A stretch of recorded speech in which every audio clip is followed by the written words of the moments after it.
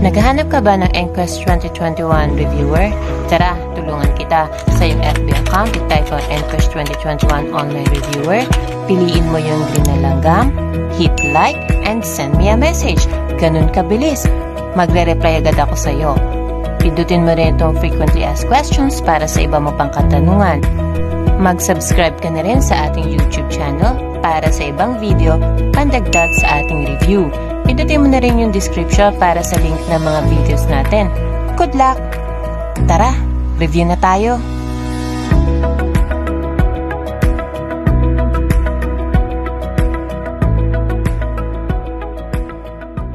Tungpong ito ay matututunan natin kung gaano kahalaga ang pagbabasa ng mga DepEd orders at circular. Dahil ang kaalaman natin sa mga ito ay makatutulong sa atin para makapagawa ng tamang desisyon. One of your teachers tested positive for COVID-19 and is requiring quarantine isolation. As a school head, what should you do? A. Tell him to submit medical certificates and assign him to work from home until his recovery. B. Tell him to file for sick leave until his recovery.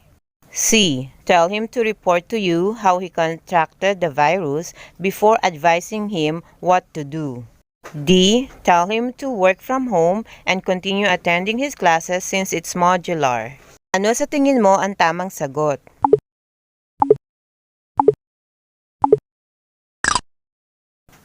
Para masagutan natin ang tanong, basahin natin itong DepEd Order No. 11, Series of 2020, Revised Guidelines on Alternative Work Arrangement in the Department of Education. DepEd Order na ito ay pinaliwanag na dalawa ang uri ng work arrangement sa DepEd.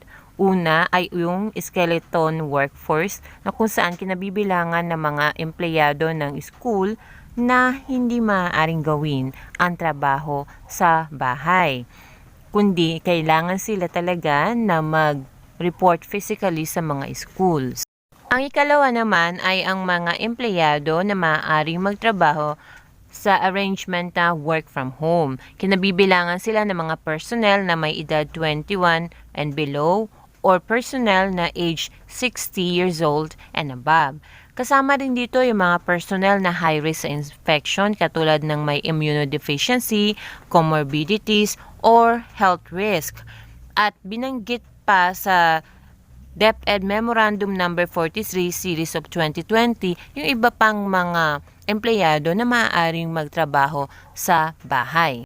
Kasama din sa mga pwedeng magtrabaho sa bahay o work from home ay yung mga personnel na suspected case o suspect case ng COVID-19 or probable case. Maalala natin na meron tayong natawag na PUI at PUM para sa mga COVID-19 cases. So, pwede silang mag-work from home, including those who reside with the suspect of probable case.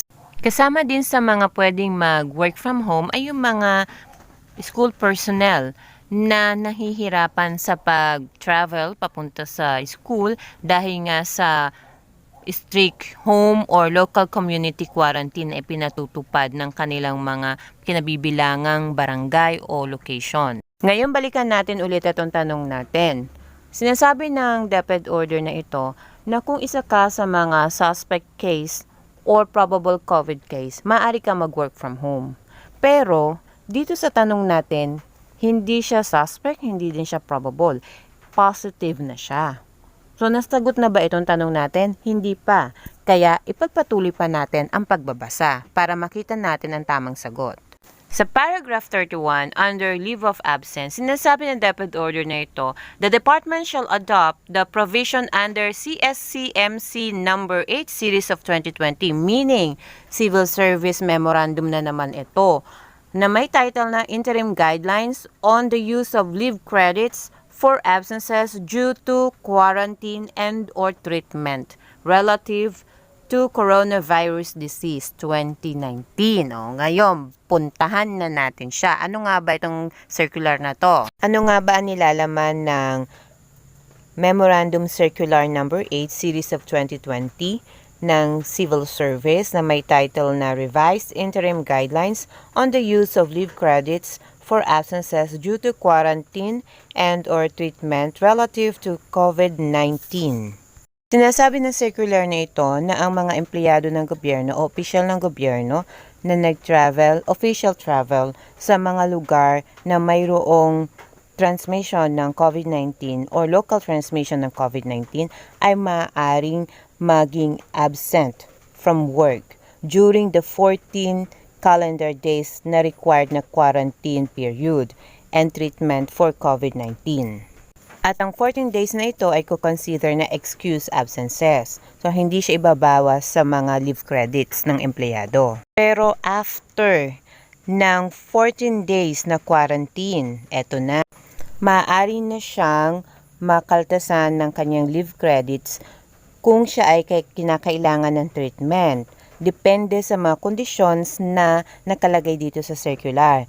Basahin natin isa-isa ano yung mga kondisyon na yon para masabi na excuse absent ka or ikaw ay babawasan ng leave credits. Isa-isahin natin. Una, for those on official travel under categories 1 and 2 and category 3, the period of their treatment shall be considered as excused absence.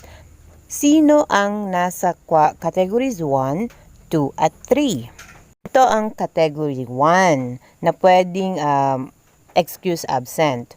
Officials and employees coming from official travel from countries with or without localized COVID-19 transmissions who underwent the required quarantine period and or treatment for COVID-19. Category 2, employees coming from official travel from areas under community quarantine who underwent the required quarantine period and or treatment for COVID-19.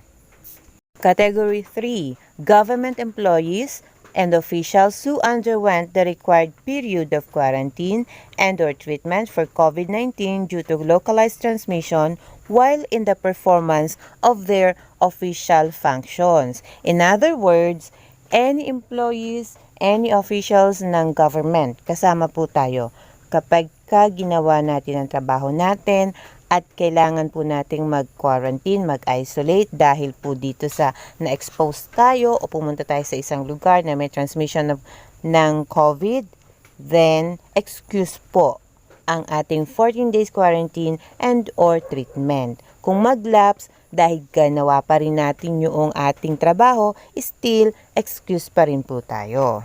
Sunod, for those on personal travel under categories 1, 2, and category 4, the period of their treatment shall be considered sick leave chargeable against their leave credits, if any. Ito na po. So, kanina binasa natin yung category 1, category 2, ito si category 4. Government officials and employees infected through local transmissions due to personal or non-work related activities. Maliwanag po, kapag nahawahan ka ng COVID because of non-work related activities mo o personal activities mo, nag-travel ka, pag uwi mo may COVID ka, nag-travel ka on your own na hindi naman work related sa work mo, then charge po yun sa inyong service credit. Balik na po tayo dito sa DepEd order natin. Paragraph 33. Personnel who underwent treatment for COVID-19 shall submit the following requirements to Personnel Division. Okay, ano po ang ipapakita natin? Application for leave of absence duly approved by the head of the office ng principal natin. Also, certificate issued by government physician that the personnel concerned submitted himself for monitoring or investigation as applicable, and medical certificate declaring that the personnel concerned is cleared to report or to back to work. Kaya ang sagot sa ating tanong ay letter C.